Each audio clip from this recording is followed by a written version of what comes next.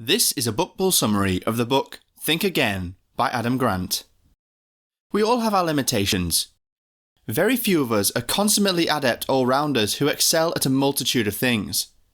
Coming to the realisation can be frustrating for ambitious people, and it can also be a confidence knocker, especially when working in competitive fields. However, there is always room to grow whilst broadening your mind and your horizons. Lifestyle guru Adam Grant suggests that thinking outside the box and changing your perspectives will give you the edge you've been seeking all along. He has 7 ways you can do just that. Number 1. Change your mind in response to an ever-changing world. The world is constantly moving and changing. Technology is moving at such a rapid rate that it can be hard to keep up sometimes.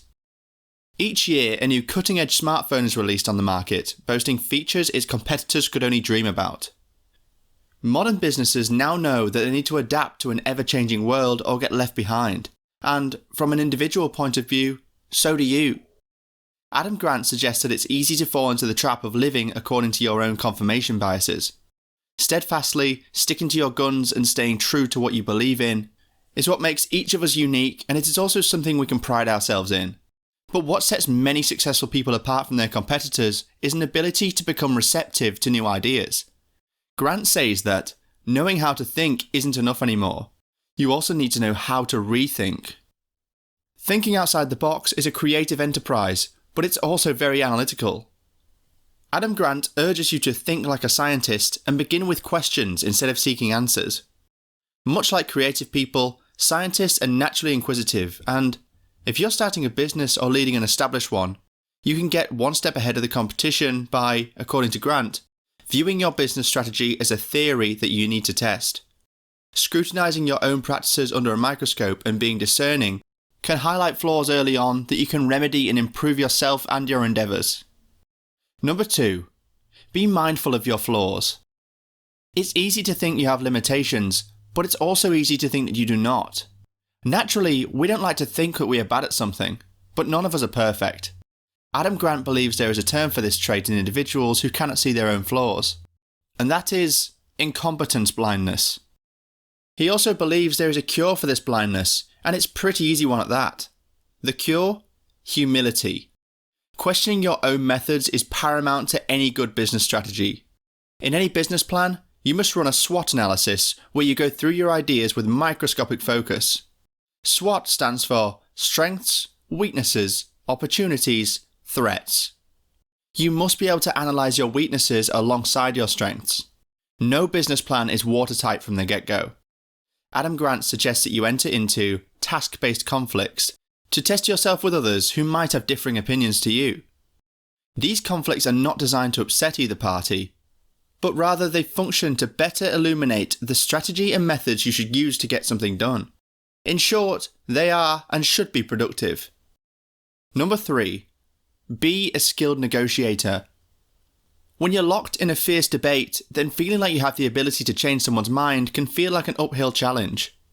Adam Grant suggests that because there's a lot more to negotiations and debate than beating someone over the head with logic, skilled negotiators are adept at 3 things: finding common ground, achieving more with fewer arguments, and scientific reasoning. Finding common ground is a way of complimenting the person you're having a debate with. It makes them respect you. After all, you don't have to disagree with everything someone says just for the sake of it. Equally, presenting fewer, stronger arguments will make your case less convoluted, and it'll be easier for you to stick to your guns. Finally, thinking scientifically means being more inquisitive. Presenting questions is often the best way to win a debate. Number 4. You always have the ability to change someone's mind. People have differing opinions. It's what makes us human. But that doesn't mean that through the power of persuasion, we can't change even the most intransigent of viewpoints. Even those with ignorant and prejudiced beliefs can be convinced to change their minds. Adam Grant gives the example of Daryl Davis, a black musician from America who began talking to members of the Ku Klux Klan in the 1980s in an attempt to dissuade them from their dangerous beliefs. Davies learned that by showing members of the Ku Klux Klan just how arbitrary their beliefs really were, he was able to change many of their minds. Sometimes, instead of just telling someone why their beliefs are wrong, a better tactic is to show them it was. As Grant suggests, only pure chance that they believe these things at all.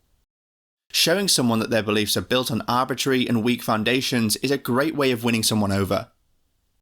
Number 5. Ask the right questions. One of the most effective ways of getting someone to think differently is by asking questions which, in turn, helps people. As Adam Grant suggests, discover their own reasons to rethink. If you had the power of changing someone's mind back to the person that you are trying to change, then you enter into something Grant calls motivational interviewing. Again, a scientific approach is recommended with this method, and Grant puts forward a tactic of beginning any interview from a position of humility and honest curiosity. When you change the dynamic from talking to listening, then out of it comes an acknowledgement of someone else's viewpoint, even if you don't inherently believe in it. This, according to Grant, is called reflective listening. Giving someone else the ability to choose how to think can often be a diplomatic and persuasive way of actually changing their position on something. Number 6. Stay away from binary biases. The world is full of binaries and arguments are often framed in black and white terms.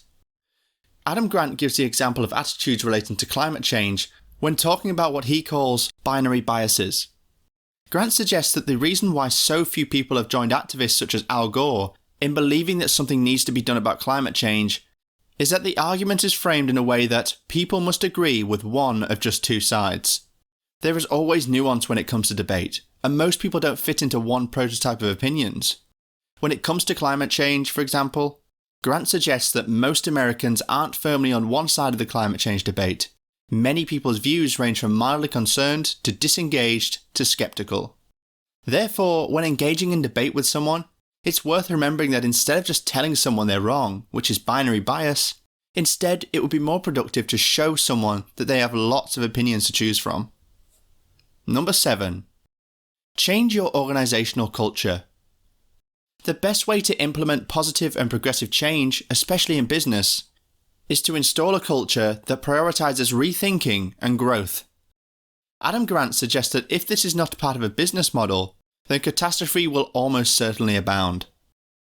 Grant forwards his hypothesis that when team members feel psychologically safe, they feel comfortable taking risks. A culture of fear and right and wrong is not a productive way to get a team of people to perform tasks properly. Grant also suggests that errors never get truly eliminated. They only get swept under the carpet, and this will inevitably lead to disaster.